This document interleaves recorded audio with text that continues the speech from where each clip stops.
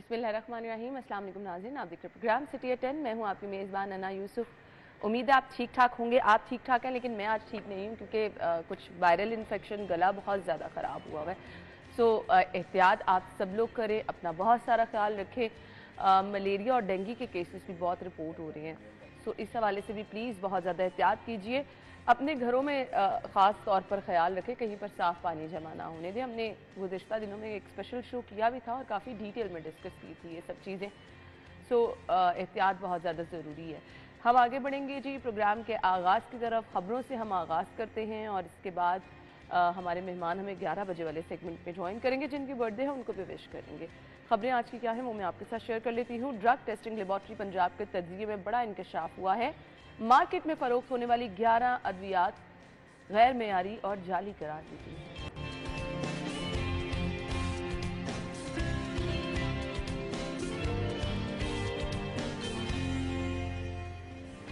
इसके बाद जी खबर यह है कि महंगे दामों रोटी और नान फरोख्त करने का सिलसिला जारी है। रोटी सस्ती कराने के लिए जुर्माने नवाज शरीफ, मरियम नवाज तंदूर पहुंच गए। LDA का रिहायशी स्कीमों में बेहतर सहूलियात का मंसूबा, नाजायज पार्किंग, इजाफी रैंप खत्म, ग्रीन बेल्ट को सजाया जाएगा। और इसके बाद पंजाब हुकूमत का रोशन घराना प्रोग्राम क्या है ये भी आपको बताएंगे।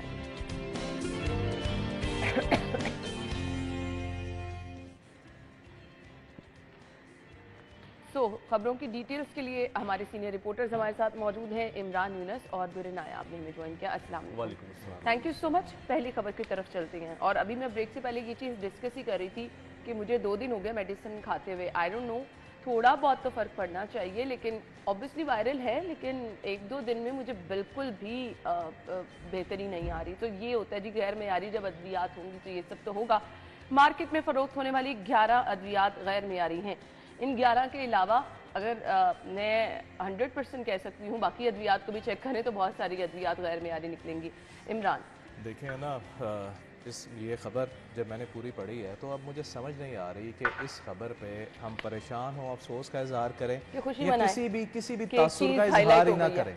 उसकी वजह यह है कि आप ये देखें कि इसमें जो मेडिसिन है वो ऑब्वियसली बांझपन जो होता है उसके इलाज की मेडिसिन है, उसके साथ ज़ख्मों की है और कई ऐसी अद्वियात हैं जो बच्चों के लिए भी यूज़ होती है। ठीक है, 11 अद्वियात हैं और जिसमें बयान ये किया जा रहा है कि 9 अद्वियात जो हैं वो लाहौर में तैयार हो रही थी, दो जो हैं वो कराची में हो रही थी। ड्रग टेस्टिंग लेबॉर्ट्री जो है उसके जो तज्ज़िये हैं वो सामने आए हैं। चलें, ये तो बड़ी परेशानी की बात है कि ये जाली अद्वियात जो हैं वो बन भी रही थी और कुछ के नमूने जो हैं वो रिजेक्ट हो गए। दूसरी बात ये है कि ये अद्वियात जो हैं ये रजिस्टर्ड थी। एक अरसे से ये अद्वियात जो हैं वो रजिस्टर्ड हैं। जिस तरह आप बात कर रही हैं कि कई ऐसी अद्वियात है जो हम यूज़ कर लेते हैं लेकिन उसका असर जो है नहीं होता। दूसरी बात ये है कि अब ड्रग टेस्टिंग लेबॉर्ट्री जो है उसने तो अपनी रिपोर्ट दे दी। अब होता नॉर्मली क्या है, मैं माजी की बात कर रहा हूँ, माजी में क्या होता है, ये कंपनीज जो हैं ये माफिया है ना, ये कंपनीज क्या करती हैं, ये किसी और लैब या किसी और सूबे में जाके या जहाँ इनकी अप्रोच हो सकती है वहाँ पर जाके ये टेस्ट करवाएंगे और अपने नमूने जो हैं वो पास करवा लेंगे। देखें, कार्रवाई का आगाज़ तो जिस तरह ज़ैचोई साहब ने अपनी खबर में लिखा है कि कार्रवाई का आगाज़ तो कर दिया गया है, लेकिन ऐसी कार्रवाइयाँ तो माजी में भी होती रही हैं। आप यहाँ बैठ के डिस्कस करती रही हैं कि जी जाली अद्वियात जो है वो पकड़ी गई हैं, ये हुआ है वो हुआ है, लेकिन हुआ क्या है? अभी भी ये चीज़ें जो है वो वैसी की वैसी चल रही हैं। जिस तरह 9 अद्वियात लाहौर में जाली अद्वियात भी तैयार हो रही हैं ना, 9 अद्वियात जाली लाहौर में तैयार हो रही हैं, 2 कराची में। कराची को तो छोड़े ना आप, अब आप सिर्फ लाहौर की बात करें कि 11 में से 9 अद्वियात तो आपके लाहौर में तैयार हो रही हैं। तो ये इदारे जो हैं, देखिए ड्रग टेस्टिंग लेबॉर्ट्री जो है उसका काम तो सिर्फ नमूने जो है उसका रिजल्ट देना है ना। बाकी जो इदारे हैं जिनका काम है कि ये अद्वियात जो हैं ये बन कहाँ पर रही हैं और अगर ये पकड़ी जाती हैं तो दोबारा वो शख्स जो है वो ऐसे मामले में दोबारा जो है वो शामिल ना हो।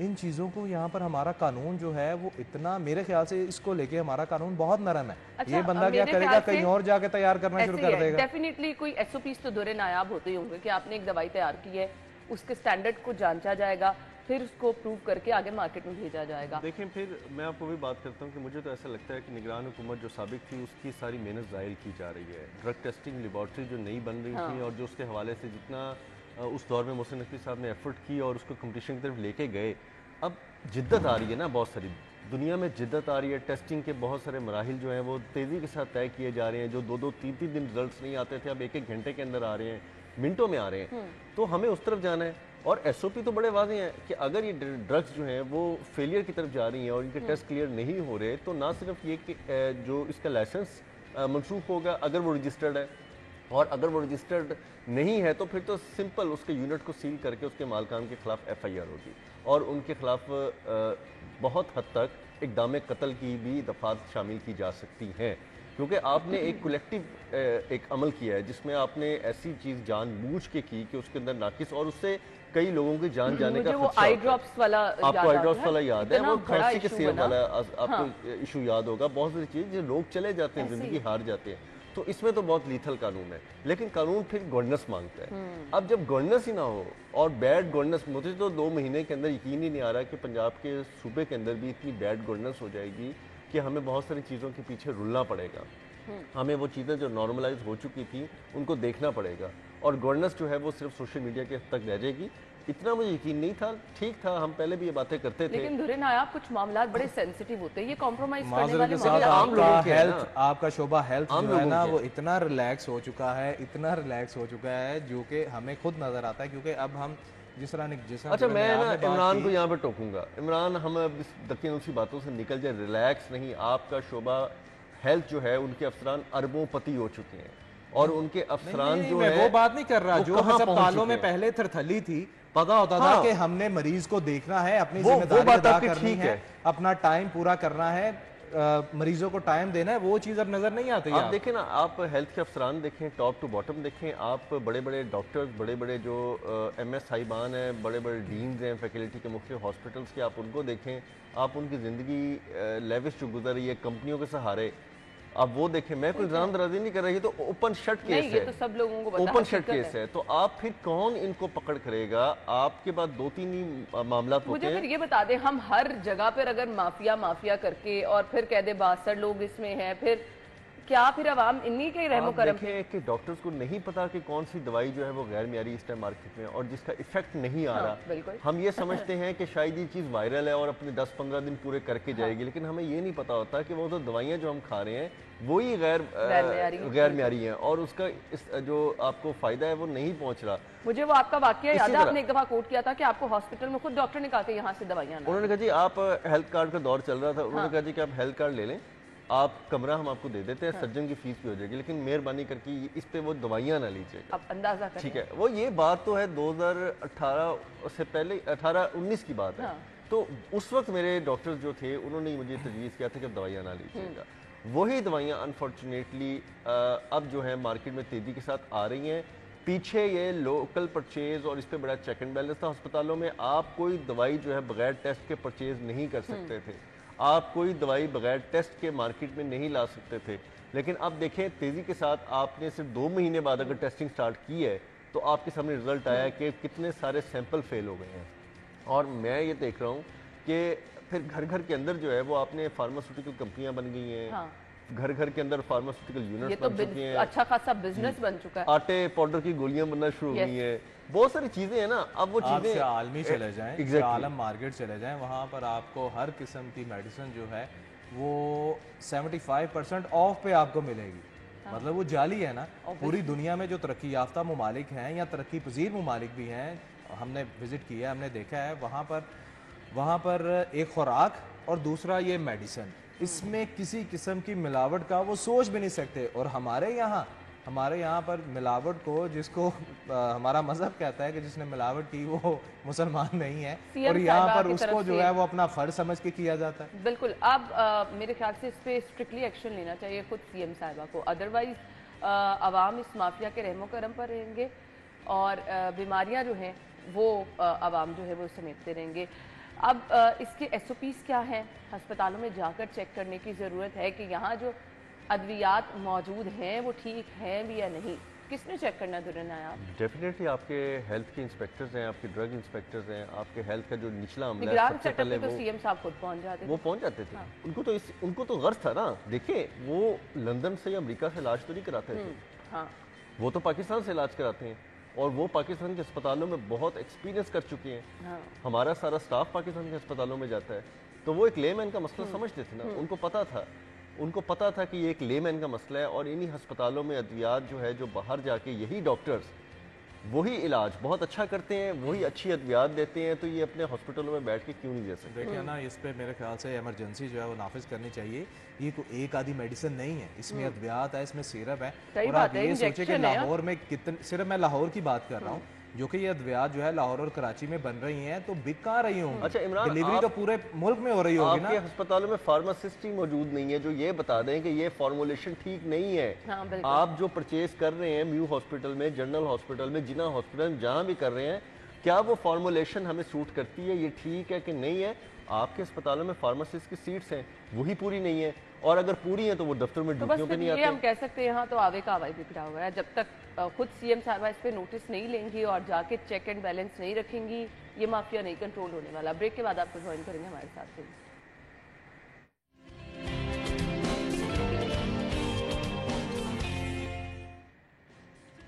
Welcome back once again. और खबर ये है कि महंगे दामों रोटी और नान की फरोख्त का सिलसिला जारी है।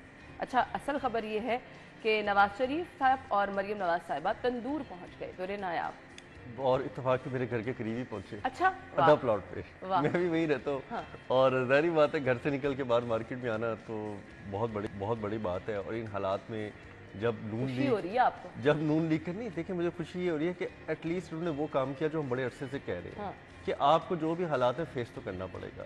अब नून लीग के जितने भी रहनुमा थे वो जाहिर बात है ना, फेस करने से घबराते थे। इलेक्शन से पहले महंगाई इतनी हो गई थी, पीडीएम का दौर आया तो पूरा ही बेड़ा गर्क हो गया, तो वो ये घबराते थे इस चीज़ से। लेकिन मियां नवाज शरीफ साहब ने ये कदम लिया, बहुत अच्छी बात है। और वो बाहर निकले, बाहर निकल के कम अज़ कम उन्होंने लोगों से और इधर उधर इंटरेक्शन किया है, देखा है क्या हालात है। और आपको याद होगा कि यही उनका एक बहुत पहले जो एक्ट था इस्लामाबाद में, जिस तरह वो निकलते थे और कभी आप पारा मार्केट पहुंच जाते थे, कभी कहीं पहुंच जाते थे, तो उसको सराहा जाता था।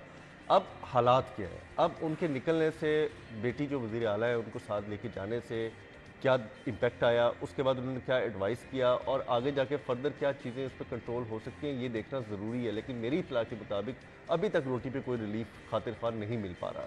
और खातिर ख्वाह तो बहुत बड़ी बात, मुझे तो ये लग रहा है कि इस तरह बहरान पैदा हो जाएगा, आपके तंदूर बंद हो जाएंगे अगर आप उनके साथ बहुत सारी मामला तय नहीं करते। आपको रोटी मिलना मुश्किल हो जाएगी बाजार से। कि आप उनके तहफ़्फ़ुज़ात भी तो सुने, गैस यही बात है ना, यही बात है। जो सब कुछ उन्हें भुगतना पड़ा है, उस पर आपने जो कीमत मुकर्रर की है वो तो उनके पास की बात। अब देखिए, हम आए दिन ये राव दिलशाद साहब खबरें देते हैं कि नवाज शरीफ साहब तो इस बारे में क्लियर है कि महंगाई कम किए बगैर हम आगे नहीं चल सकते। हाँ, उस पर तो उन्होंने एक रेड लाइन बना दी है जी अपनी जमात के अंदर पॉलिसी। और ये भी मैं अपने ही चैनल पर खबर देख रहा था कि कुछ दिन बाद वो फैसला किया कि वो मॉडल टाउन बैठेंगे पार्टी सेक्रेटेरिएट में और अहम फैसले पार्टी के हवाले से करेंगे। क्योंकि अभी भी मुझे ये लग रहा है कि मुस्लिम लीग नून जो है, शहबाज शरीफ तो वफाक में चले गए, लेकिन असल सियासत का मरकज़ तो लाहौर होता है, आपको पता है। और लाहौर के अंदर अभी अनगाइडेड तौर पे जमात जो है वो चल रही है, बहुत सारी डायरेक्शन जो है वो क्लियर नहीं है, और वो सारे नवाज शरीफ साहब की तरफ देखते हैं कि जी ये क्या करेंगे, क्या कहेंगे, क्या होगा। अब कल से एक चीज़ तो सामने आ गई है कि उन्होंने कहा कि निकलना तो पड़ेगा, अगर रोटी महंगी है तो फेस तो करना पड़ेगा। ये काम किसका है, जाके चेक एंड बैलेंस रखना? देखिए, पहली बात तो ये है कि हुकूमत की जानिब से ठीक है, ऐलान तो किया गया कि रोटी नान जो है वो सस्ता कर दिया जाएगा, लेकिन ये मेरे ख्याल के मुताबिक ये डिसीजन जो है ना, ये उजरत में लिया गया है। अब मुझे नहीं पता कि इसके पीछे उनकी क्या सोच थी कि अवाम को रिलीफ जो है वो कैसे देना। देखिए, जो तंदूर चला रहे हैं वो भी तो आपकी अवाम है ना। हम जो है ठीक है, ये तो खुद अब जाके, जैसे दुर्रे ने आपने कहा कि इन्हें फेस करना चाहिए, हम भी डेली जब फील्ड में जाते हैं हम भी इन चीज़ों को फेस करते हैं। अच्छा, जो तंदूर वाले लोग हैं जो कि हमारे गली मोहल्लों में भी है, वो हमें क्या कहते हैं? वो कहते हैं कि जी देखें, हम नान और रोटी की कीमतें कम करने के लिए तैयार हैं, लेकिन क्या गवर्नमेंट जो है लकड़ी सस्ती करेगी? क्या गवर्नमेंट जो है वो फाइन आटा जो है वो सस्ता करेगी? क्या गैस की कीमतें वापस आएंगी? क्या एलपीजी जो है वो कम होगी? जब ये चीजें कम नहीं होंगी तो रोटी जो है वो सस्ती कैसे बेच सकते हैं? तो पहले अब कहते हैं जबरन हम पे जो है वो FIRs कराई जा रही हैं। 80 के करीब कल लोग जो हैं वो गिरफ्तार हुए हैं और 10 लाख से ज़ायद जुर्माने जो हैं वो किए हैं। ये जुर्माने उनको किए जा रहे हैं 30-30, 40-40 हज़ार रुपये, जो 10-20 या 30 रुपये की रोटी जो है वो बेच रहे हैं। भाई उनकी भी तो बात सुने ना, वो क्या कह रहे हैं? DC जो आपकी सिटी डिस्ट्रिक्ट गवर्नमेंट है वो कह रही है कि जी ठीक है, हुकूमत की तरफ से ये नोटिफिकेशन आ गया, हमने तो ये करवाना है। भाई आपका काम सिर्फ इम्प्लीमेंटेशन करवाना नहीं है, उनके तहफ़्फ़ुज़ात भी सुने, फिर अपनी सरकार तक पहुंचाएं कि उनको असल मसाइल क्या है। जो बात आप कर रही हैं कि इस पर इम्प्लीमेंटेशन जो है वो यहाँ पे किसने ये चीज़ करवानी मैं है। मेंशन करती चलूँ कि तंदूर मालिकान के लिए जो गैस के टैरिफ है वो पुराने वाले ही हैं। सो जो ये रिजर्वेशन सामने आ रही हैं उस पे तो ये चीज़ क्लियर है, तो इस पे तो मेरे ख्याल से इनको जो है वो ये वाला पॉइंट नहीं उठाना चाहिए। देखिए आप पुराने जो नर्ख हैं, पुराने नर्ख पे रोटी की कीमत भी वही थी। अब इन्होंने पुराने नर्ख पर रोटी की कीमत मजीद कम कर दी। बात यहाँ पर ये हो रही है कि ओवरऑल ही महंगाई जो है वो इस तरह बढ़ रही है। हम ये नहीं कहते कि हम तंदूर वालों की फेवर में नहीं है, हम आवाम की फेवर में। हम चाहते हैं हर चीज जो है वो कम होनी चाहिए। अच्छा, इधर पेट्रोल की कीमतें बढ़ रही हैं और ट्रांसपोर्टेशन जो है वो हर चीज में इन्वॉल्व होती है। ये तो एक पहलू है ना, इमरान ने जो बात की तंदूर, लेकिन दूसरी पहले बहसीत तंदूर मालकान और तंदूर में काम करने वालों के लोगों की हालत देखें। आटे की क्वालिटी वो क्या ले रही है, आटे का जो पेड़े का वजन है वो क्या कर रहे हैं। ईद के 3-4 दिन किसी ने चेक किया जो इन्होंने अच्छा खासा और वो बिजनेस जो किया। रोटी का वजन घटा जिन्होंने के चेक करना था उन्होंने ईद नहीं मनानी थी। उन्होंने ईद अच्छा, जो बनानी। स्टैंडर्ड रोटी का वजन है वो क्या पूरा दिया जा रहा है, वो पेरा नहीं है। और फिर जो आटा है वो तो बिल्कुल ही आपको पता है कि गूंदते भी अब तंदूर मालकान शिकायत करते हैं कि जो हमें आटा दिया जाता है वो तो गूंदते ही लेटी बन जाता है। हाँ। तो हम इसे रोटी क्या बना के आपको सॉलिड रोटी दें, हर चीज़ तो उससे निकली है, सही कह मैदा रहे हैं। निकल गया, चौकर निकल गया, हर चीज़ तो उससे निकल जाती है। तो यहाँ पे क्या है इंसान जो आप हासिल चेकिंग की करेगा। बात करें, जिस तरह दुर्नियाब ने बताया कि आटा गूंथते हैं, आप यकीन जाने अभी भी लाहौर में आप फ़र्ज़ करें कि 10 लाख अगर लोग जो हैं वो तंदूर से वाबस्ता है ना, उनमें से मेरे ख्याल से 8 लाख या 9 लाख लोगों के मेडिकल ही नहीं हुए हों। ये भी एक चीज़ है। आप चेक एंड बैलेंस की बात कर रही है ना, तो तमाम इदारे जो हैं वो उनकी जिम्मेदारी है। अब हुकूमत जो है वो एक डिसीजन लेती है कि हमने जी इस चीज़ को फोकस करना है, तो तमाम इदारे उस पर लग जाते हैं। बिल्कुल तो ऐसे क्या अब सवाल हुकूमत ये पैदा कहेगी- होता है कि खुद नवाज शरीफ साहब और मरियम साहब बाहर निकले, इम्पैक्ट क्या आएगा? नहीं, क्या उन्होंने वो रोटी खा के देखी? क्या वो एक नवाला लिया उन्होंने? मैं तो फिर ये गारंटी दे सकता हूँ कि मैं 6 मंथ मोहसिन नकवी साहब के साथ था। वो तो जेल में बैठ जी, के, हाँ, वो जब खाना इस जो है वो चेकिंग जेल में का जाते चेक थे करते वो रहे। खाते थे, वो खुद खाते थे, वो खुद देखते थे, वो खुद एक एक लुकमा नवाला टेस्ट करते थे।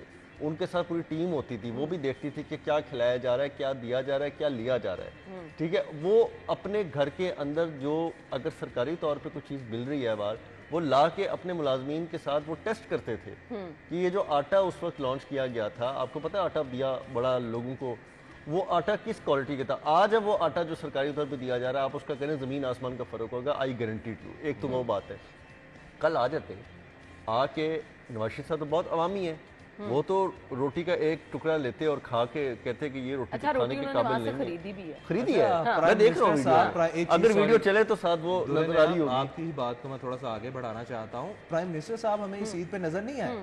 नॉर्मली ईद पे हमेशा शहबाज शरीफ साहब की अगर बात करें, वो हमेशा बाहर निकलते थे, इदारों में जाते थे, मुख्तलिफ जगहों पे जाते थे, ईद मिलते थे, या बाजारों में भी जाते थे। इस मरतबा आपके प्राइम मिनिस्टर अच्छा, साहब भी ये नजर बातें नहीं में आए। देखें बहुत जल्दी खुल जाएंगी कि विफाक और पंजाब में कोई बहुत ज्यादा आइडियल किस्म की बॉन्डिंग नहीं है। अल्लाह आपका भला करे। ठीक है, वो चलो सामने इमरान, वाज़े तौर पे नजर अच्छा भी आ इमरान ने रही है। बात पलट दी, खुद नहीं कहना चाहता, मेरे से कहलवा रहा है। वो बात पलट दी कि असल में इशू क्या है कि बॉन्डिंग ही आपकी नहीं है। जो नवाज शरीफ साहब प्राइम मिनिस्टर थे और शहबाज शरीफ साहब चीफ मिनिस्टर थे, जो बॉन्डिंग उस वक्त थी वो बॉन्डिंग अब नहीं है। तो उसके साथ नजर भी उसके आ रहे साथ हैं। आपको नजर आ रहा हम ब्रेक ले लेते हैं, ब्रेक के बाद जब वापस आएंगे तो हम अगली खबर की तरफ आएंगे, हमारे साथ ही रहिएगा।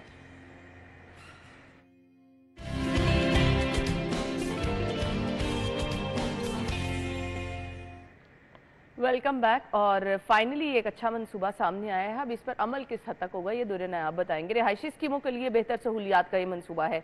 नाजायज पार्किंग, इजाफी रैंप खत्म, ग्रीन बेल्ट को सजाया जाएगा। तो ये बेहतर सहूलियात का मंसूबा है, इस पर दूर नायाब से जानते हैं। जी दूर नायाब। देखिए जी, बिल्कुल ये लिवेबल जो लिविंग है वो हर शहरी का हक है, और हम इस हक को जो है वो देने में बतौर रियासत नाकाम दिखाई देते हैं। अगर आप बहुत ज़्यादा अच्छी सोसाइटीज़ की तरफ चले जाएँ, अच्छे मंसूबों की तरफ चले जाएँ, आप डिफेंस हाउसिंग अथॉरिटी में चले जाएँ, आप दीगर एरियाज़ में चले जाएँ, वहाँ आपको प्रॉपर जो है कुशादा रोड्स, ग्रीन बेल्ट, घरों के सामने जो ग्रीन एरियाज़ है वो आपको डेवलप मिलेंगे। उसके अलावा रैंप्स जो हैं वो एक लेवल पे सड़क के साथ आपको मैच करते हुए मिलेंगे। इसके अलावा कोई इंक्रोचमेंट वहाँ नहीं होगी।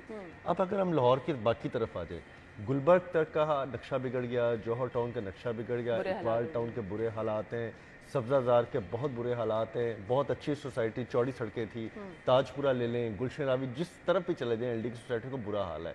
इस पे अब इस पे पंजाब हुकूमत ने ये टास्क दिया था एलडीए को कि इस पे बताएं कि हम इन चीज़ों को रेस्टोर कैसे कर सकते हैं। हम घरों के सामने ग्रीन बेल्टों को रिस्टोर कैसे कर सकते हैं, इजाफी रैंप्स कैसे ख़त्म कर सकते हैं, इंक्रोचमेंट जो हो चुकी हैं उनको किस तरह कर सकते हैं, और ख़ास तौर पे जो अनकंट्रोलेबल कमर्शियल एक्टिविटीज़ हो रही हैं उनको कमर्शियल एरिया में वापस कैसे धकेल सकते हैं। तो इस पे एक प्लान बना के एलडीए ने पेश किया था जिस पे 6 अरब अभी लागत आ रही है, और ये बढ़ सकता है अगर ये कामयाब हो जाता है, क्योंकि इसकी कामयाब शर्त बहुत ज़रूरी है ना कि अगर आप इस पे पॉलिटिकल प्रेशर ले लेते हैं और बाकी चीज़ों को फिर प्रेशराइज हो जाते मेरा हैं, एक सवाल रोक देते हैं, तो ये होना नहीं। जो इलाके मेंशन किए गए हैं जहां पर ये बड़ा अच्छा काम किया जाएगा, रैम्स को ख़त्म किया जाएगा, ग्रीन बेल्ट, इनके बाकी मसाइल भी तो देखें ना। रोड्स का क्या हाल है, इन गलियों तक जो पहुंचने के लिए बाहर के मेन रास्ते हैं वहाँ का क्या हाल है।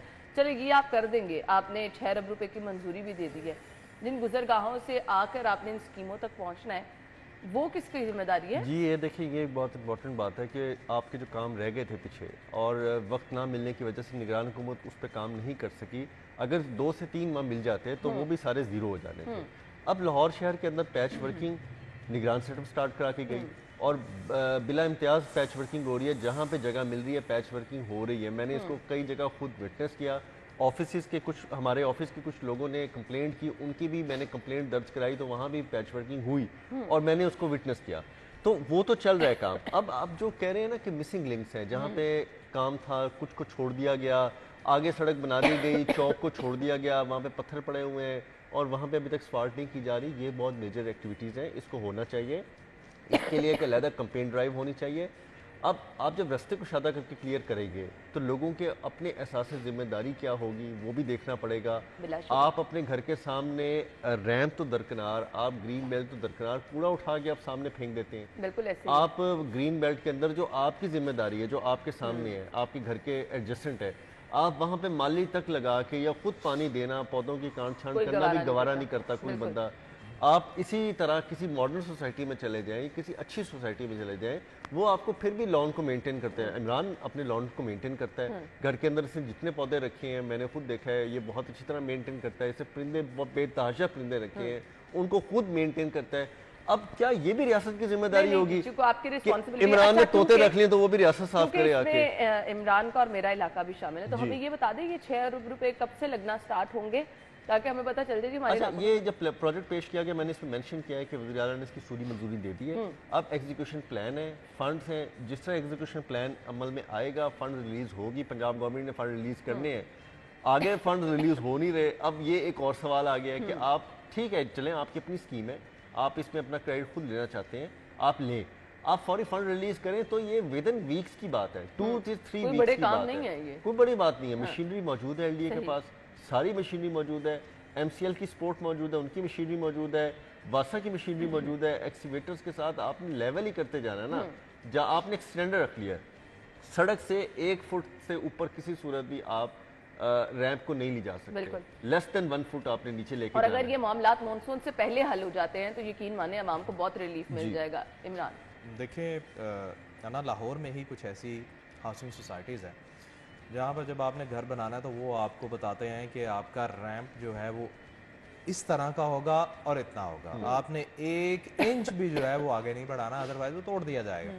उसके साथ आपने ग्रीन एरिया जो है वो भी छोड़ना है, और वहाँ पे जो लोग घर बनाते हैं वो करते भी हैं। लेकिन जब शहरी आबादी की तरफ आ जाएं तो यही लोग जो हैं वहाँ अपनी मनमानी करते हैं, अपनी मर्जी करते हैं। यकीन जाने, आपको भी पता है कि हमारे शहर में हालात क्या होते हैं, जिसका जैसे दिल चाहता है वो रैंप वैसा बना लेता है।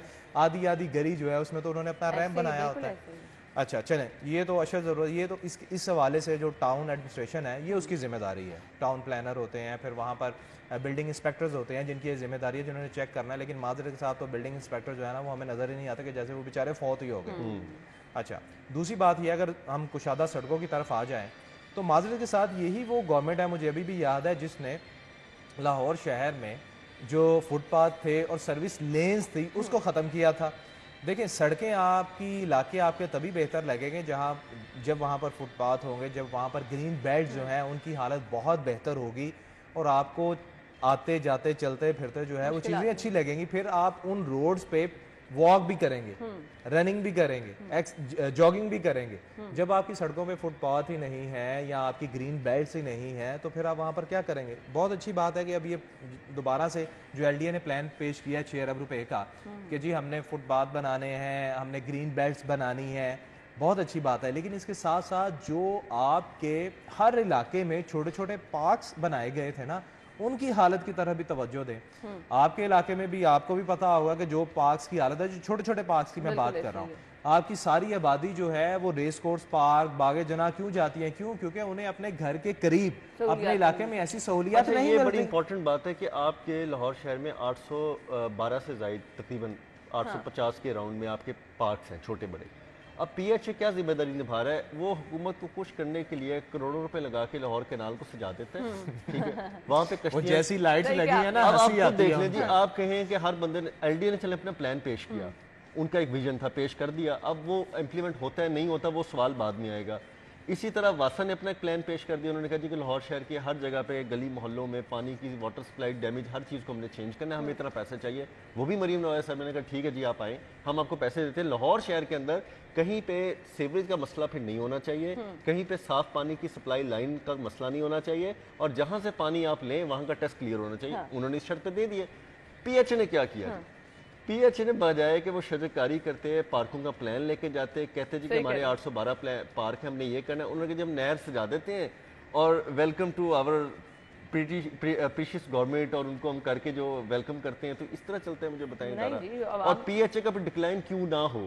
बताएं इन्होंने कौन सा पार्क डेवलप करके कौन सा नया पार्क तजवीज किया, कौन से पार्कों को रिहेबिलिटेट करा के वज़ीर आला को वहां लेकर गए, वहां लेके गए, बताते जाके कि वज़ीर आला साहिबा हमने ये पार्क, छोटे छोटे पार्क इकबाल टाउन की गलियों में, सब्जादार की गलियों में, ताजपुरा की गलियों में लेके गए।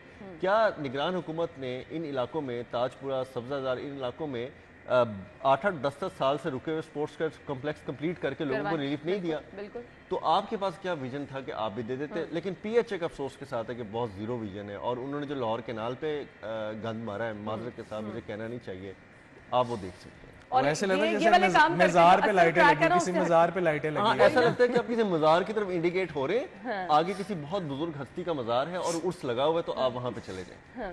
और उन्होंने आवाम को खुश करने के लिए किया है, सीएम साहिबा को खुश करने के लिए किया, और जो असल काम है वो काम पर किया गया है। खैर अब ये ग्रीन बेल्ट्स को भी इसमें सजाया जाएगा, तो देखें इस पर इम्प्लीमेंट कब होता है। और आवाम का ये बुनियादी हक है कि जी उनके इलाके के पार्क अच्छे हों, ग्रीन बेल्ट अच्छी हों। थोड़ा सा आप लोग भी प्लीज़ अपना रोल ज़रूर अदा करें अपने इलाकों को साफ सुथरा रखने में। ब्रेक के बाद आपको ज्वाइन करेंगे हमारे साथ में।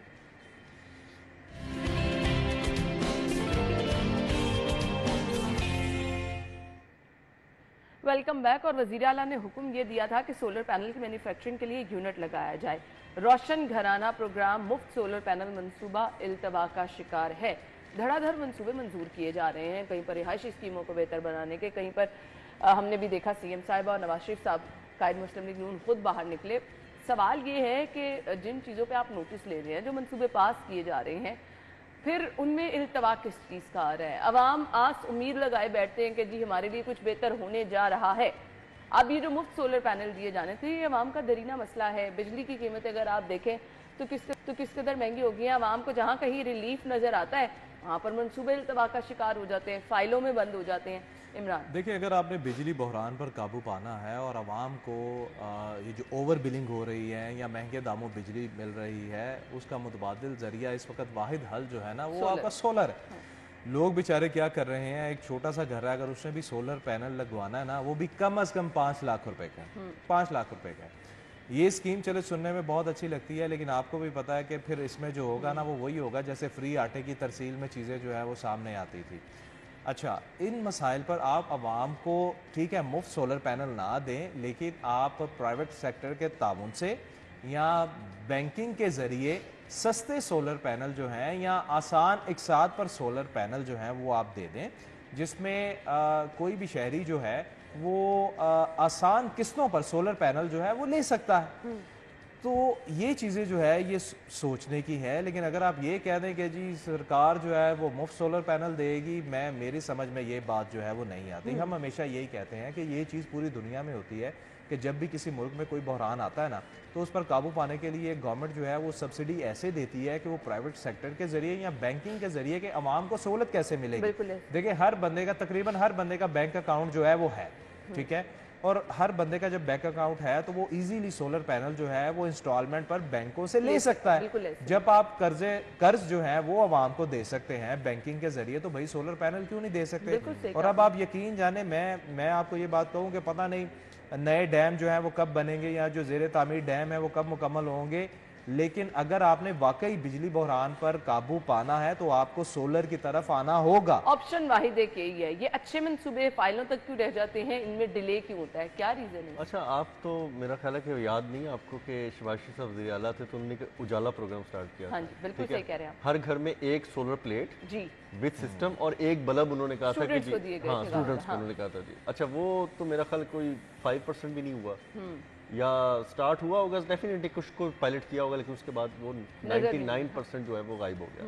उसके बाद अब ये प्रोग्राम, फिर ये पॉलिटिकल इतना शिकार हुआ। हमारे बहुत सारे दोस्त जो बहुत सारे सोशल मीडिया पे दानिश्वर हैं, उन्होंने कहा जी कि ये तो अपने सिस्टम लगाना चाहते हैं, ये अपने पैनल इंपोर्ट करेंगे तो अपना मुनाफा बख्श बिजनेस करेंगे, फलाने साहब पॉलिटिकल साहब का बेटा जो है वो ये बिज़नेस करना चाह रहे हैं, बड़े इल्ज़ामात लगाए।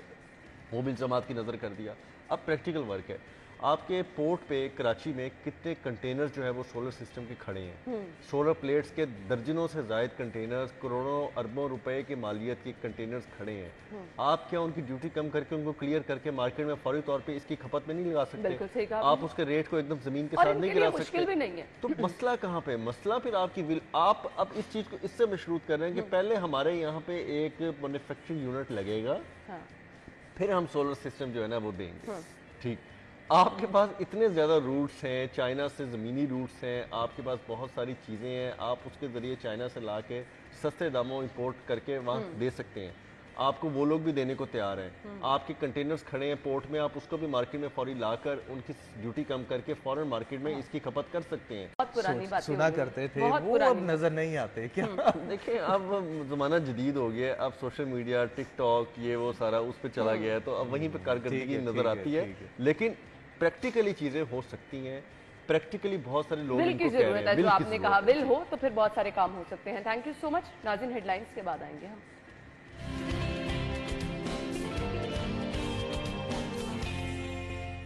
Welcome back. हम चलेंगे जी आज के हमारे टॉपिक की तरफ। शहर लाहौर, अगर हम ख़ास तौर पे बात करें तो सकाफ़ती जो यहाँ पर हुस्न है उससे माला माल है। अब हमने क्या करना है, हमने अपनी माशरत को इससे बेहतर करना है। इसके लिए कुछ प्लान्स बनाने की ज़रूरत है। किस तरह से सियाह जो है वो अट्रैक्ट होंगे, उनके लिए सहूलियात किस तरह से प्रोवाइड की जाएँ, सिर्फ ये चीज़ें मैटर करती हैं। ज़रूरत इस अमर की है कि इसमें अट्रैक्शन के लिए टाइम टू टाइम आवाम को बताया जाए कि ये सियाहती मकामात हैं और यहाँ पर क्या क्या चीज़ें मौजूद है। प्रॉपर गाइड होने चाहिए जो आवाम को गाइड करे। इन सियाहती मकामात पर आवाम को मैक्सिमम सहूलियात दी जानी चाहिए।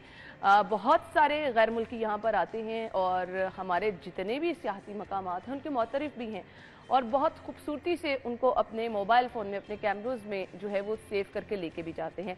अब यहाँ पर ड्यूटी जो है वो मेरे ख्याल से बहुत ज़रूरी है कि जी महकमा सियाहत जो है वो इस पर किस तरह से बेहतरी के लिए काम कर रहा है, सियाहतों जो सियाह हैं उनको किस तरह से सहूलियात प्रोवाइड कर रहा है और इसके साथ साथ पंजाब हुकूमत जो है वो सियाहत को लेकर कितनी मुतहरिक है, इस पर हम बात करेंगे। जी सेक्रेटरी सियाहत राजा जहांगीर अनवर साहब हमारे साथ मौजूद हैं, उनको शो में वेलकम करेंगे। अस्सलाम वालेकुम। वालेकुम सलाम, thank you very much for your introduction. आपने बिल्कुल ठीक जगह पे निशानदेही की कि लाहौर जो है तकरीबन 12.5 मिलियन, 1 करोड़ 25 लाख लोगों का शहर है। Lahore is blessed with so many things, जो अभी आपने कुछ इशारा भी किया। उसमें कोई इंटेंजिबल हेरिटेज भी है, टेंजिबल हेरिटेज भी है। इंटेंजिबल कहते हैं हम जो नज़र नहीं आता, कल्चर हमारा, जो आपने सकाफत की बात की, क्यूजीन है हमारे लोग हैं, हमारा विरसा है, जो फोर्ट्स है हमारे पास सूफ़ी की टूरिज़म है, हमारे पास रिलीजियस टूरिज़म है, हमारे पास पार्क्स हैं, ज़ू है, हमारे पास शॉपिंग मॉल्स हैं, हमारे पास पुरानी स्ट्रीट्स हैं। हमारे पास ना एक फ़र्क रखना चाहिए कि आर्कियोलॉजिकल साइट्स और हिस्टोरिकल साइट्स में फ़र्क है।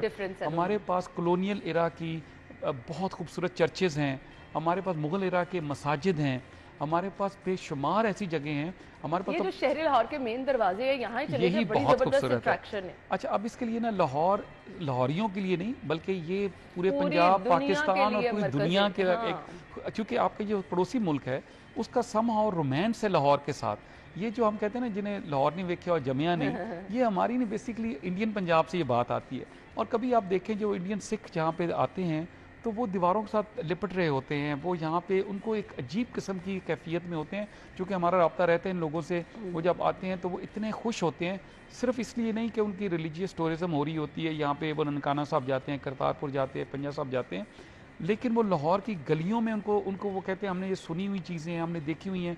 तो लाहौर एक मैजिकल सिटी है जिसके साथ बहुत सारी दुनिया के लोगों का रोमांस है। नॉट जस्ट, फिर मैं अगेन कहूँगा, सिर्फ जो इंडियन पंजाब या इंडिया से आने वाले लोगों की बात नहीं सिर्फ करूँगा, बल्कि जो हमारे यूरोप अमेरिका में पाकिस्तानी भी वहाँ पे हैं, वो भी लाहौर आते हैं। बदकिस्मती से हम वो नहीं कर सके, अपनी एक ट्रेडिशन जो बननी शुरू हुई थी बसंत की, आज से 10-15 साल पहले फिर बंद हो गई। हमारी अपनी कोताहियाँ हैं उसके अंदर बहुत सारी, और हर हुकूमत ने कोशिश की कि किसी तरह हम इसको करें, लेकिन ऐसा हादसा हो जाता है फिर वो डर जाती हैं हुकूमतें। तो मैं एक और छोटी सी बात करता चलूँ कि अभी जो इंटरिम गवर्नमेंट थी हमारी, वज़ीर आला मोहसिन नकवी साहब ने एक बहुत खूबसूरत काम किया जो शायद टूरिज़म के हवाले से इसको नहीं देखा गया। उन्होंने एक रिलीजियस हवाले से इसको बीबी पाक दामन के मज़ार को उन्होंने रेनोवेट किया।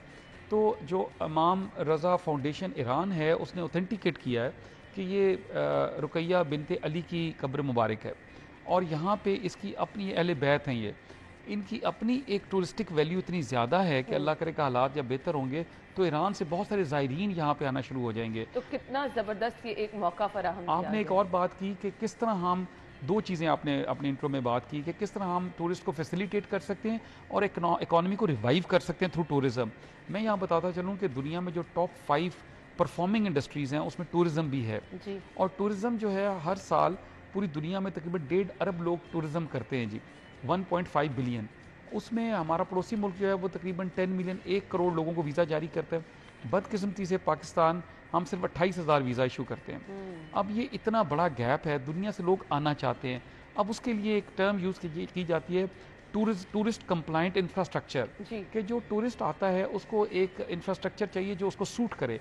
उसको जैसे भी आपने बात की, डिजिटली उसको ऑनलाइन बुकिंग्स अवेलेबल हों, उसको डिजिटल हेल्प मिल रही हो, वो प्लान कर सके अपनी चीज़ों को, सिक्योरिटी मिल रही हो, यहाँ पे एक पूरा कल्चर डेवलप हो। आपको हैरत होगी कि हम कहते हैं कि हमारा हमसाया मुल्क में बहुत सारी टूरिज़म होती है, बिल्कुल होती है, लेकिन वहाँ पे अब टूरिस्ट जो है जो वेस्ट से आते थे, अब वो अपने को इनसिक्योर फील करते हैं। आपने भी अपने मीडिया में अक्सर चीज़ें देख रहे होते हैं कि वहाँ पे लोग उनको अनईजी करते हैं और वो अपने आप को कंफर्टेबल नहीं फील करते। पाकिस्तान में भी हमें ख़ास तौर पे लाहौर में, लाहौरिये बड़े ओपन हैं जी। अभी ईद गुजरी है, आपने देखा होगा कि लाहौर में पूरे पाकिस्तान से लोग बसे हुए हैं, तो जब ईद से जब वापस जाते हैं तो लाहौर थोड़ा खाली लगता है, थोड़ा नहीं अच्छा खासा खाली हो जाता है। तो लाहौर बड़ा ओपन आर्म्स के साथ सबको रिसीव करता है, सबके साथ को एग्जिस्ट करता है। तो लाहौरियों में बहरहाल एक खूबसूरती है और टूरिज़म का एक बड़ा पोटेंशियल है यहाँ पे कि लाहौरिये टूरिस्ट को वेलकम करते हैं। और वो सिर्फ इंटरनेशनल नहीं, लोकल भी। आपको सारा दिन आप देखती होंगी कि दीगर शहरों से भी लाहौर बसेज आती हैं, कॉलेजेस, स्कूल्स की। फिर उसके बाद उसके अलावा भी हमारे पास यहाँ पे जो म्यूज़ियम्स हैं वो बहुत बड़ी तादाद में म्यूज़ियम्स हैं। लोगों को शायद सिर्फ लाहौर म्यूज़ियम का पता है। अब हम इस साल इंशाल्लाह कोशिश करने जा रहे हैं कि एक विमेन म्यूज़ियम बनाया जाए, और विमेन म्यूज़ियम में वो लोग, उनके हम जिस तरह मोम के मुजस्मे रखे जाएँ, उन कामयाब और रोल मॉडल ख़वातीन के पाकिस्तान की हिस्ट्री में जिन्होंने काम किया, कॉर्पोरेट सेक्टर में किया, मीडिया में किया, अदलिया में किया, ब्यूरोक्रेसी में किया, सियासत में किया, उनके मुजस्मे हम इंशाल्लाह उधर रखेंगे। ये बिल्कुल जैसे मदाम तुसाद का म्यूज़ियम है लंदन में, और वहाँ पे वो चेंज करते रहते हैं, हम भी इसी तरह कोशिश करेंगे। ये तो बहुत ज़बरदस्त प्लानिंग है। राजा जहांगीर साहब, मुझे अब जानना ये है कि हमारे पास अगर हम देखें सकाफत के लिहाज से हम बहुत रिच हैं। अब हमें, मुझे लगता है कि इस पर काम इस तरह से करना चाहिए। सोशल मीडिया का दौर है, कुछ डॉक्यूमेंट्रीज, कुछ अट्रैक्शन के लिए ऐसी वीडियोस आवाम को बताना, और क्या क्या वहाँ पे सहूलियात दी गई हैं इन डिटेल अगर हम सोशल मीडिया के थ्रू ज़्यादा लोगों में फैलाएंगे तो मेरे ख्याल से लोग इन जगहों का रुख भी करेंगे। अगर हम स्पेसिफिकली बात करें ना वॉल्ट सिटी की, यहाँ पूरी दुनिया के सियाह जो है उनके लिए बड़ी ज़बरदस्त अट्रैक्शन है। मेरे ख्याल से लाहौर के लोग तो शायद कम ही जाते हों, कुछ मसरूफियात ऐसी, पूरी दुनिया से जो लोग आते हैं लाहौर सबसे पहले वॉल सिटी का रुख करते हैं। हाँ बिल्कुल ठीक। तो आपने दो बातें फिर अगेन की अपने गुफ्तगू में। एक तो है डिजिटल टूरिज्म। डिजिटल टूरिज्म दुनिया में इसी तरह जैसे आप फरमा रही हैं कि लोग उसको ऑनलाइन डालते हैं, लोग देखते हैं, अट्रैक्ट होते हैं, कुछ पसंद करते हैं, कुछ उस पर आना चाहते हैं, कुछ उसी से फैज़याब हो जाते हैं। उसमें मैं बताऊं कि मेरा ख्याल में कि हमारा जितना सोशल मीडिया एक्टिव है, मैं पाकिस्तान की मीडिया की बात कर रहा हूँ, कि जितने व्लॉग्स हमारे यहाँ होते हैं, कोई चीज़ रह नहीं गई जहाँ पे व्लॉगर, आप भी व्लॉग करती हैं, कोई ऐसा हमारे जो ट्रैवल व्लॉगर्स हैं मोस्टली वो उधर जाते हैं, गिलगित बल्तिस्तान, कश्मीर या केपी में ज़्यादा जाते हैं, लेकिन यहाँ भी शहर के अंदर जितना आपके अंदरून शहर को इंट्रोड्यूस व्लॉगर्स ने करवाया कि कौन कौन सी फूड, कौन कौन सी डाइट, कौन कौन सी दुकान, कौन कौन सा खुस्सा कहाँ से मिलता है, तो पॉइंट्स पे, फिंगर टिप्स पे है। अब वजह क्या, अब दूसरी चीज़ जो इम्पोर्टेंट है वो हमारी है कि जैसे आपने वॉल सिटी की बात की, हमारे जो डीजी वॉल सिटी हैं कामरान लशारी साहब, तो हम उनके साथ बड़ा क्लोजली काम करते हैं, तो वो बड़ी मज़ेदार बात करते हैं। तो कहते हैं मैंने 4 गलियां सजा के पूरी दुनिया को बेच दी हैं, मतलब पूरी दुनिया अब आती है वो 4 गलियां देखने के लिए। और उस तरह उनके फोर्ट भी अब उनके पास चला गया, वो लाहौर फोर्ट भी अब वही देख रहे हैं, उसको ठीक कर रहे हैं, इंशाल्लाह उधर भी वो लेके आएंगे लोगों को। मैं फिर बताऊँ कि लाहौर के अंदर जितना पोटेंशियल आप ठीक कह रही हैं, उसका उतना ज़्यादा हम पैसे कमा नहीं रहे। एक लफ्ज़ है अंग्रेज़ी का एडेप्टिव रीयूज़।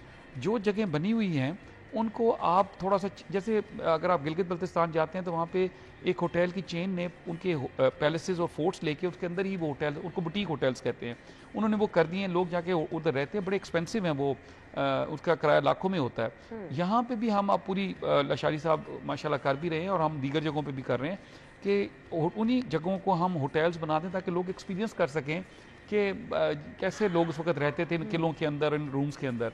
हमारा जो भावलपुर शहर है, मैं वहाँ बता दूँ, वहाँ पे नवाबों के पैलेसेस हैं, तो वहाँ पे ये सहूलत मौजूद है कि नवाबों के पैलेस में आप यहाँ से ऑनलाइन बुक करके जा सकते हैं और वहाँ पे रात गुजार सकते हैं, एज ए नवाब के तौर पे आप भी कर सकते हैं। मैं इकॉनमी की बात करूँ, हमारे यहाँ हमने 2-3 कोशिशें की। अभी आपने टूरिस्ट गाइड्स की बात की, हमने अभी दूसरा बैच अब हमारा इंशाल्लाह शुरू होने वाला है 1 मई से। हमने पहला बैच जो ऑनलाइन उसकी ट्रेनिंग की है और की बहुत सस्ता है, वो तकरीबन 12-12.5 हज़ार रुपये में आप 1 महीने में ट्रेंड हो सकते हैं। बेसिक आपको ट्रेनिंग टूरिस्ट गाइड की हो सकती है और आप सेल्फ एम्प्लॉयड हो सकते हैं। आप लेट से अगर आप समझते हैं कि आपका लाहौर की किसी भी कामरान की बारादरी आपको बड़ा पसंद है, तो आप उसके हवाले से अपने आप को हमसे ट्रेंड करवा के, ऑनलाइन ट्रेनिंग है, 1 हफ्ते के लिए हम यहाँ बुलाते हैं, अपने ऑन कैंपस ट्रेनिंग भी होती है। उससे हम अपने वेबसाइट पे उनके नाम, एड्रेसेस और फ़ोन नंबर दे देते हैं ताकि किसी ने भी जाना है वहाँ पे तो वो वहाँ पे आपको बुक कर सकता है। तो इसके अलावा मैं आप बताता चलूँ, इस साल जो पिछला बैच हमारा माशाल्लाह 250 लोगों का हमने ट्रेंड किया है पूरे पंजाब में। ऑफ कोर्स अब इस साल फिर इस साल कह रहा हूँ, इस दफ़ा जो दूसरा बैच आ रहा है वो भी हंड्रेड्स में लोग इंशाल्लाह उसमें ट्रेंड होंगे। नंबर 2 हमारा एक इदारा है, institute of tourism and hospitality management, ईथम कहते हैं हम उसको। उसके अंदर हम शेफ़ को ट्रेनिंग्स देते हैं, हम रेस्टोरेंट मैनेजर्स को देते हैं, हम एयर टिकटिंग वालों को देते हैं, हम टूर ऑपरेटर्स को देते हैं, हम उसके अंदर टूरिस्ट गाइड, तमाम जो फील्ड है हमारी हॉस्पिटैलिटी की, वो हम, ये जोहर टाउन में हमारा इदारा है। और अगेन ये मैं बताऊं कि बड़ा सब्सिडाइज है उसके रेट्स हैं। आपके टीवी के चैनल से मैं ये बताऊंगा कि लोग वो ट्रेनिंग लें। ये सिर्फ ट्रेनिंग पाकिस्तान की रेस्टोरेंट्स या होटल इंडस्ट्री के लिए नहीं है, अब लोग उन सर्टिफिकेट्स के बाद इमिग्रेशन भी कर रहे हैं, बाहर के मुल्कों में डिमांड है इसकी, क्योंकि आप बेसिक ट्रेनिंग जो स्लाइसिंग एंड डाइसिंग की दे देते हैं उनको, कि एक शेफ़ के पास जो हाइजीन की ट्रेनिंग होती है, स्लाइसिंग डाइसिंग की होती है, उसके बाद वो किसी भी मुल्क में जाके चाइनीज़, जर्मन, फ्रेंच, इटालियन, कोई फूड भी उसके लिए इतना मसला नहीं होता, क्योंकि वो तो रेसिपी होती है। आपको एक दफ़ा काटना और उसको बनाना आ गया तो बाकी तो अपने मसाले जैसे भी वो सीक्वेंस में हो जाते हैं। अभी मुझे पता चला कि अभी जितनी भी दुनिया में इमिग्रेशन है इस वक्त, ऑस्ट्रेलिया में, कनाडा में, दीगर ममालिक में, उनकी जो स्किल, उनकी रिक्वायरमेंट में ये शेफ़ की बहुत बड़ी डिमांड है, वेटर्स की डिमांड है, उनके यहाँ रेस्टोरेंट मैनेजमेंट की डिमांड है। तो वो ये सारे कोर्सेज़ हम यहाँ पे करवा रहे हैं, तो लोग ज़रूर वो कोर्सेज़ करें जो अपने आप को देखना चाह रहे हैं। हमारे यहाँ जो लोग चले, गल्फ़ स्टेट्स हैं, अब गल्फ़ जो है हमारा पूरा अरब ममालिक जितने भी हैं हमारे, UAE है, वहाँ पे बहुत बड़ी अपॉर्चुनिटी है ये रेस्टोरेंट बिज़नेस की, क्योंकि वहाँ पे तकरीबन हमारा और उनका मिलता जुलता सा खाना होता है जी। तो वहाँ पे बहुत बड़ी डिमांड है। हमारे दीगर मुल्कों, हमसाया मुल्कों से लोग जा रहे हैं ट्रेनिंग्स लेके। तो अब हमारा भी टारगेट ये है कि हमने भी इकॉनमी में इंशाल्लाह कंट्रीब्यूट करना है और आने वाले दिनों में आप देखेंगी कि हम ईथम की फ्रेंचाइज पूरे पंजाब में फैला रहे हैं, हर जिले हेडक्वार्टर पे हमारा बड़ा चलेगा अच्छा है, इंशाल्लाह। Must appreciate. इस ईद पे लोगों ने डबल डेकर को बड़ा मिस किया, कहाँ थी? नहीं, डबल डेकर नहीं, हमारे पास मैं आपको बताता चलूँ, ये जो साइट सीइंग बस है हमारी, ये तकरीबन 16 के करीब हमारी बसेज हैं। हमने इस दफ़ा इसका 2 और काम भी किए हैं। एक तो पहले एक ही रूट था, हमारी जो निश्तर पार्क जो कज़ाफ़ी स्टेडियम वहाँ से बस चलती है और वो जाके आपको 2 रूट्स के, एक माल रोड से जाती है और एक फिरोजपुर रोड से जाके और जाके किला में उतारती है और वो उसके उस लोग फिर घूम फिर लेते हैं, मीनार पाकिस्तान, किला और बादशाही मॉस्क वगैरह। अब हम इसको शुरू करें DHA से भी, हमें वहाँ पे भी जगह मिल गई है। हम इसको जोहर टाउन से भी शुरू कर रहे हैं, हम इसको पूरे लाहौर से शुरू करवा रहे हैं ताकि हर जगह से लोग ये इंजॉय कर सकें। यहाँ बात रुकी नहीं, मैं आपको बताऊँ कायनात कि इसमें आगे हम ये करने चाह रहे हैं कि हम थोड़ा सा हमारे पास चूँकि बसेस हैं, वैन्स हैं, हमारे पास कोस्टर्स हैं, अगर आप अपने फैमिली के साथ, अपने ग्रुप के साथ 12 लोग जाना चाहते हैं तो हम आपको कस्टमाइज पैकेज दे सकते हैं, सिर्फ वैन, एयर कंडीशन वैन। अगर आप समझते हैं कि नहीं हमारी फैमिली में 22 लोग हैं, हम दोस्त हैं, 22 लोगों के लिए कोस्टर है। अगर आप समझते हैं नहीं हमें और 35 लोग चाहिए तो हमारे पास बड़ी बसेज हैं। अब हमने ये किया है कि अब तमाम private schools, colleges, universities, private tour operators, हमने वो बसेज अवेलेबल कर दी हैं। ठीक है। एक तो आप देखते हैं ना जो रेड बसेज हैं जो ऊपर से खाली हैं, ये वो नहीं, ये बिल्कुल दूसरी बसेज हैं जो मॉडर्न बसेज हैं, एयर कंडीशन बसेज हैं। और अगर आप चाहती हैं कि हमें 2 दिन का पैकेज कलर कहार, चकवाल, खुशाब का बना के दें, हम खुद पूरा डिज़ाइन करेंगे, आपकी रिहाइश का भी बंदोबस्त करेंगे। और ये हो रहा है, ये मैं जो कह, लेकिन इसमें चूँकि मसला ये आ रहा था कि हमारी ना लोगों, आप जैसे लोगों तक ये बात पहुँच नहीं रही थी। अब हमने जो booking.com और bookkaro.com और इस तरह की जितनी वेबसाइट्स हैं जो बुक करती हैं ट्रैवल टूर ऑपरेटर्स को और दीगर चीज़ों को, हमने उनसे मुआहदा किया है कि आप जो भी बुकिंग करेंगे हम आपको कमीशन देंगे उस पर, क्योंकि लोगों की ट्रैफिक उधर बहुत ज़्यादा है। किसी ने कोई चीज़ बुक करनी है, अपने आपको सिनेमा की सीट बुक करनी है, कोई रेलवे बुक करना है, कुछ भी, तो लोग उसको अप्रोच करते हैं। तो वहीं पे हमारे पास ये भी ऑप्शन होगी कि अगर आप अपना कस्टमाइज पैकेज करना चाहते हैं, हमारे लोग आपको फ़ोन पर रब्ता करेंगे, कितने लोग हैं, कब जाना चाहते हैं, कितने दिन के लिए जाना चाहते हैं, हमारी वो बस वो आपको पर पर्सन पैकेज बना के देंगे और वो बहुत सस्ते हैं। अच्छी फैसिलिटीज जो हैं वो प्रोवाइड की जा रही हैं। मैसेज क्या होगा देखने वालों के लिए? मैं ये कहूँगा कि एक तो जहाँ भी जाएं सफाई का ख्याल रखें। सफाई एक बहुत बड़ा चैलेंज बन चुका है हमारे यहाँ लोगों को। अभी भी वज़ीर आला ने चंद दिन पहले अनाउंस कर दिया कि प्लास्टिक जो है वो बैन कर दिया जहाँ भी टूरिस्टिक साइट्स हैं। हमें अभी भी ईद से पहले मैं आपको बताऊँ, हमारी पूरी टीम ने लग के पूरी सफाई की अपनी जगहों की जहाँ जहाँ जाना था, लेकिन अब फिर दोबारा वो गंद पड़ा क्योंकि लोग जाते हैं, पीपल डू नॉट केयर, वो प्लास्टिक फेंकते हैं, वो गत्ता फेंकते हैं, वो चीज़ें फेंकते हैं। उनको ये उनकी जगह हैं, अगर वो साफ़ रखेंगे तो खूबसूरत लगेंगी। टूरिज्म कल्चर का मकसद भी ये है, खुल के जाएं, इंजॉय करें, लेकिन जगहों को साफ रखें। लेकिन आपने अपना जो है वो रोल प्ले करना है। या आप लोगों के लिए इन जगहों को सजाया जाता है, बनाया जाता है, लेकिन यहाँ पर जो सफाई सुथराई की तरफ से आम आवाम का रवैया आता है वो मायूस होता है। तो प्लीज़ इस चीज़ का आप लोग भी खास ख्याल रखें। थैंक यू सो मच, आपके वक्त का शुक्रिया। ब्रेक के बाद ज्वाइन कर दें।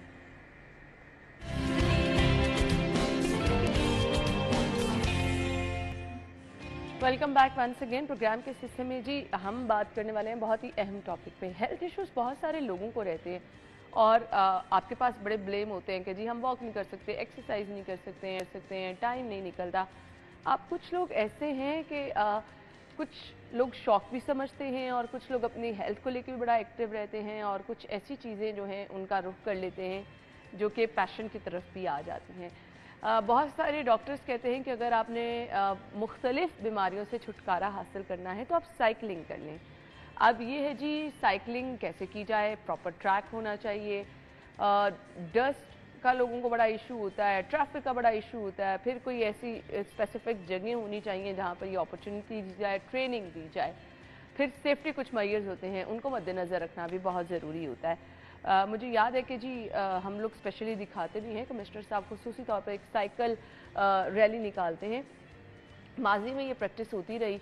लिबर्टी एक पॉइंट होता है, वहाँ पे सब लोग आते हैं अपनी अपनी साइकिल, जिनके पास नहीं है एक पॉइंट है जहाँ से साइकिल आप ले सकते हैं, रेंट आउट करते हैं। और अब इसके हेल्थ को तो बेनिफिट है ही हैं, आप बड़ा एक्टिव रहते ही हैं, लेकिन इसका एक पॉजिटिव रोल ये होता है कि कुछ लोग अगर एज ए प्रोफेशन इस चीज़ को लेकर चलते हैं उसके भी बड़े फ़वाइद होते हैं। सो हमारे साथ जो हमारे आज के मेहमान हैं साइकिलिस्ट हैं, वो इस तरफ कैसे आए, अट्रैक्शन इसमें उनको कैसे नज़र आई और हेल्थ बेनिफिट क्या हैं, वो लोग जो कि साइकिलिंग करते हैं या सीखना चाह रहे हैं उनको वो क्या कहना चाहेंगे, बच्चों के लिए कितनी ज़रूरी है हेल्थ पॉइंट ऑफ व्यू से, इस पर भी हम बात करेंगे। जी हादी हसन ने हमें ज्वाइन किया। अस्सलाम वालेकुम। वालेकुम जी। थैंक यू सो मच, आपके वक्त आप बहुत बहुत शुक्रिया। कब से आपने साइकिलिंग स्टार्ट की?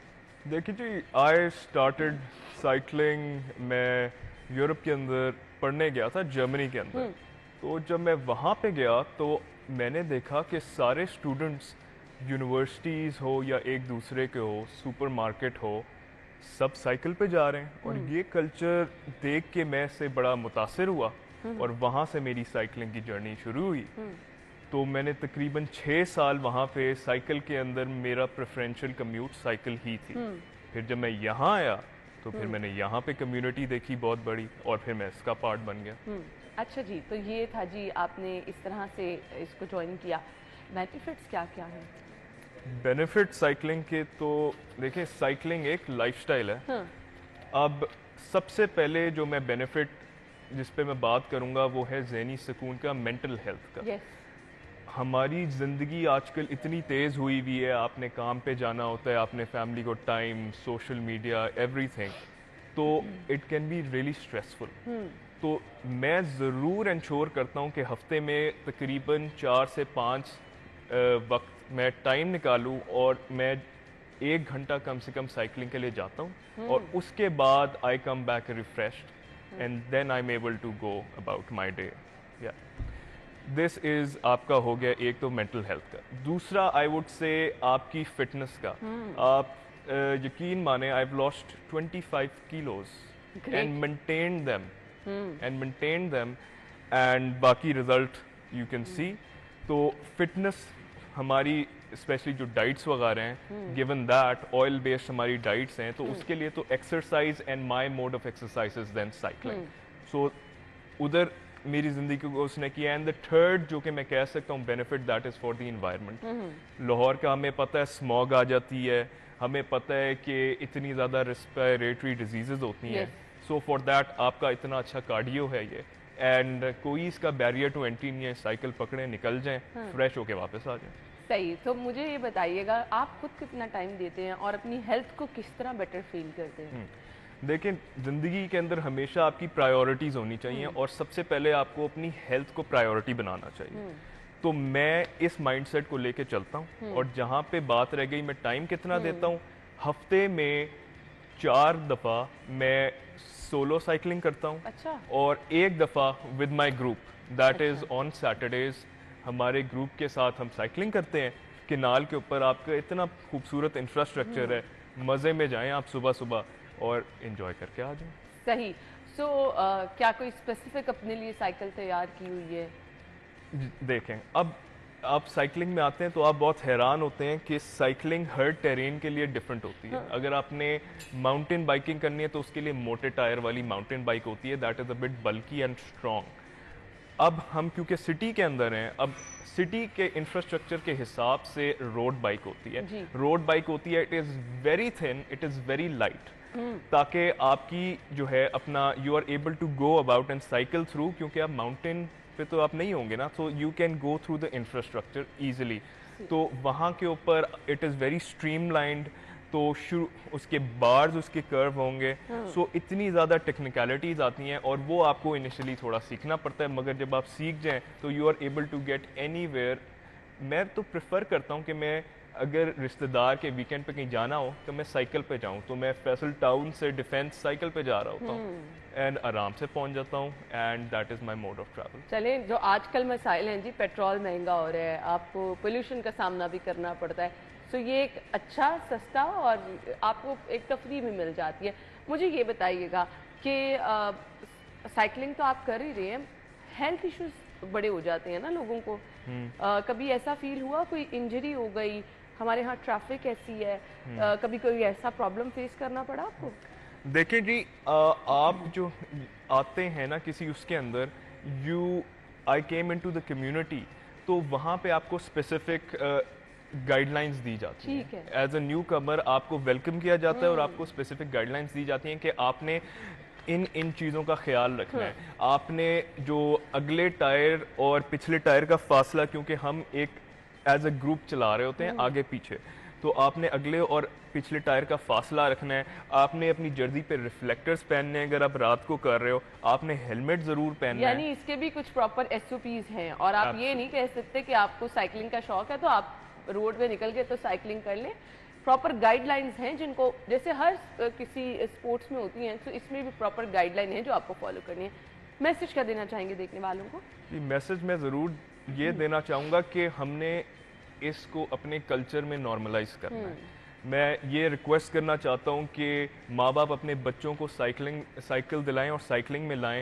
यूनिवर्सिटी स्टूडेंट साइकिल को अपनाएं और अपनी यूनिवर्सिटीज़ पे जाएं। And even professionals they can go to their office places on cycles. आप खुद फील करेंगे कि आप कितना हेल्दी हो रहे हैं और आप बड़ा अच्छा स्टार्ट आपने कहा कि ये लाइफस्टाइल होना चाहिए, इसको आप एज ए मतलब कुछ दिनों का शौक मत लेके चलें। आपकी अपनी हेल्थ बहुत अच्छी रहेगी, आप एक्टिव रहेंगे और बहुत सारे मसाइल से छुटकारा भी मिलेगा। थैंक यू सो मच आपके वक्त का। You welcome. Thank you. कल मुलाकात होगी। अल्लाह हाफिज।